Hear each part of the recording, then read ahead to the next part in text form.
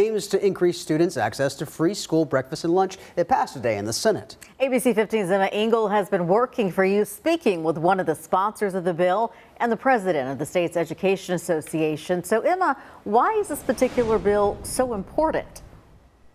Jen, Andrew, for years, the state budget has set provisions for students who live in poverty to access free food at school. All students would have to do is apply and qualify.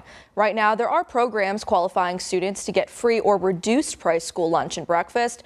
Most of these programs are federally funded and could be at risk of being cut by the Republican-led Congress. This state bill would enshrine access to free school lunch and breakfast into law.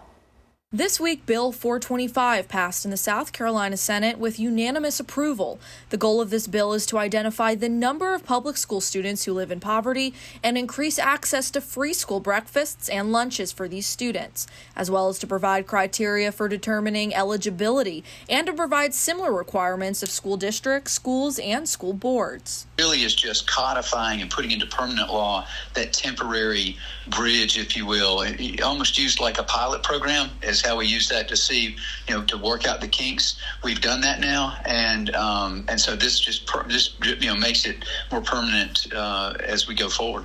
I asked Senator Hembry, a sponsor of the bill, what would happen if the federal government were to stop funding for these programs like the Community Eligibility Provision, or CEP. If at some point the federal government were to cut back on the CEP program, then we would, the state taxpayer would not be on the hook for the balance. So, we would react. We would be able to. We could, but we would have the opportunity. We wouldn't be bound by state law to pick up the tab.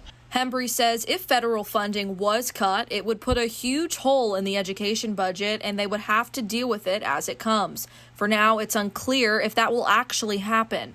And for the time being, Sherry East, the president of the South Carolina Education Association, says this bill is long overdue. We're glad to see that leadership has actually, put some legs to it, and they're actually going to hear it and debate it.